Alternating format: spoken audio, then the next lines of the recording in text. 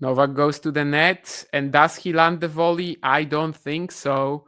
So it's a straight set win for Carlos Alcaraz. Yeah, I mean, Novak still smiling, gives him a warm hug. He obviously knows that today was not particularly close. It's going to be tough for him to have like a feeling of disappointment about this one, I think. But yeah, Carlos Alcaraz moves on to the US Open final without dropping a set.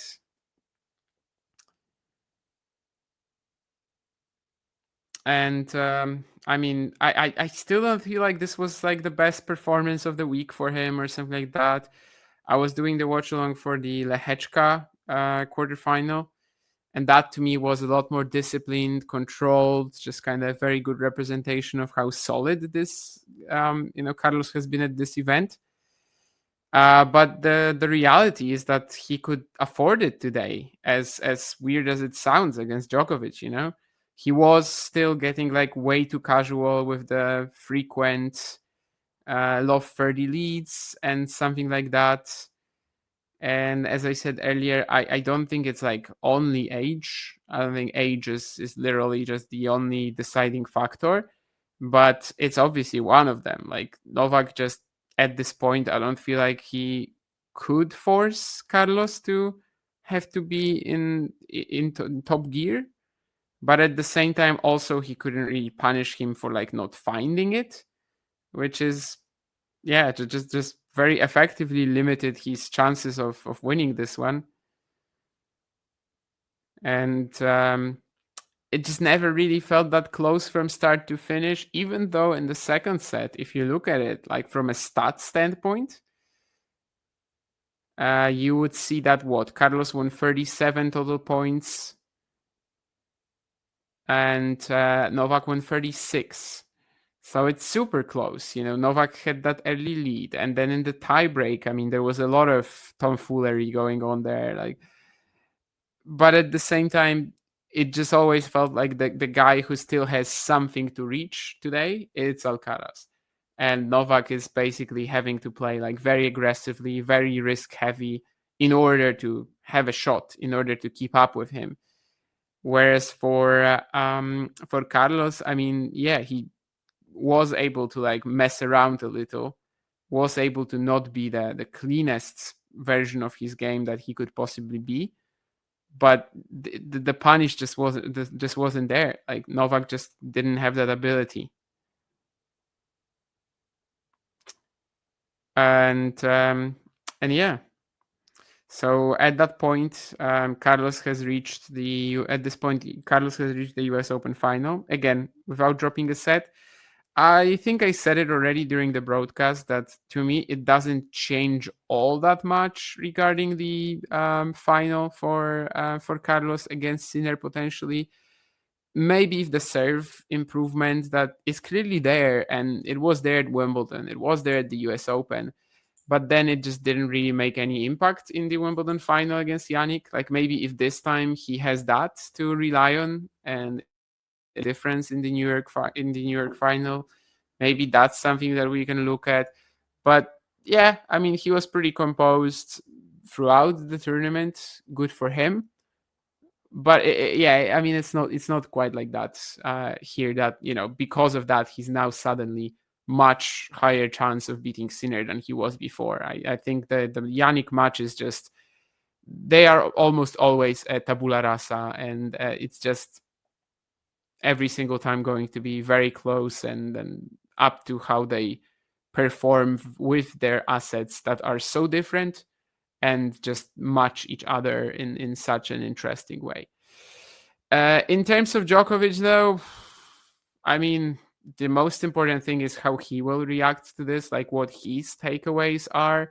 Like, does he think that the version of his game that he showed today, is that literally all you have right now?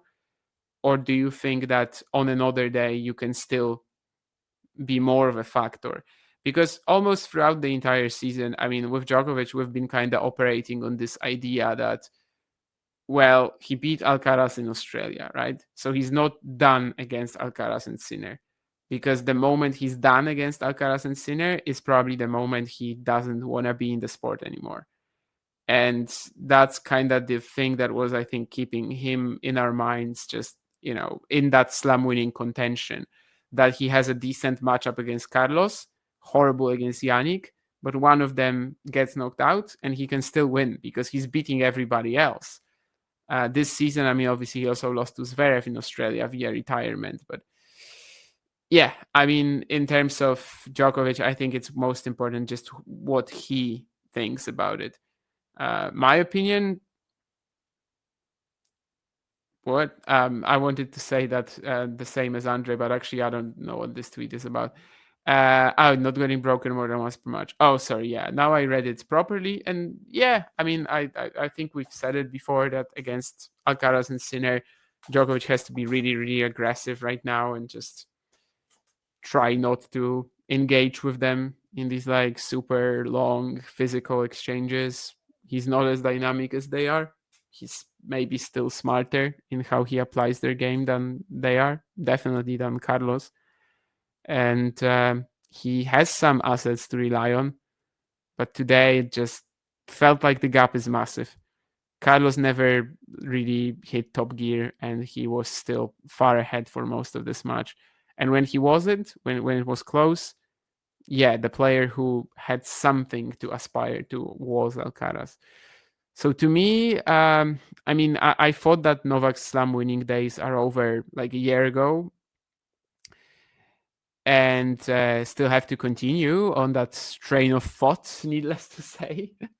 But yeah, I mean, I would probably say that it just depends on how Novak views this match, whether he thinks this was his absolute maximum and he literally cannot play Alcaraz any better, or maybe for some reason today he couldn't deliver his best and he thinks that there's still something left to give against these guys. But to me, I just don't see how he is going to compete from here against them in best of 5 format. They're literally monsters physically and game wise, and Novak, at least in half of that, he has almost lost it. He's trying to cling on. He's doing a very good job. He's obviously managing himself so professionally in terms of his body, in terms of his game, trying to extend that career to as long as it possibly can be. And it still can be very long. Like the guy just does not, when he wants to, when he shows up motivated for a tournament, he just does not lose to anybody else but Alcaraz and Sinner. And that's amazing. The fact that he's been the third best player this season, pretty much, yeah, that's amazing. But I just don't see how he does that in a slam against both of them, especially. And in most slams right now, you have to beat both of them. So yeah, I mean, that's where we are. We obviously don't know the second semifinal result yet. It's very likely going to be Yannick Sinner, but we can't say that for sure.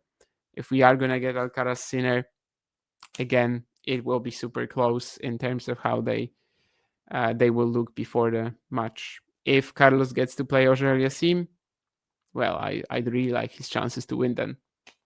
That's just the reality of it. But yeah, as Sean says, to beat both of them seems impossible in a row. Opelka recently said that he has a 0% chance of winning this US Open. Yeah, I mean, I agree, but probably not the right mindset if he wants to win ever a slam. But that's also something that I've said a few times before, that I think the crazy guys get there. The guys who, like Carlos, just say that, I want to be the greatest of all time. And he might be, he might not be, but like I think that actually gives you fuel to try to compete against these dudes. And if you just think that, well, I want to be top 10, I want to be top 20, yeah, go for that. Not everybody, of course, has the skill to achieve that as well. But right now, it's very difficult for tennis players to think that they have a chance against Sinner or Alcaraz. Novak has that kind of great mentality, right? Where, well, he thinks that the impossible is possible, and he very often achieves that impossible. So maybe there's still hope for him in that. But yeah, I mean, he will decide when he calls it quits. And for me, I've always thought that when the moment when he calls it quits is going to be when he doesn't think that he can compete for slams anymore. And now it's just going to be a question of like, yeah, how he's going to approach this match, how he's going to look back on it, and whether he thinks that it's a sign of that or not.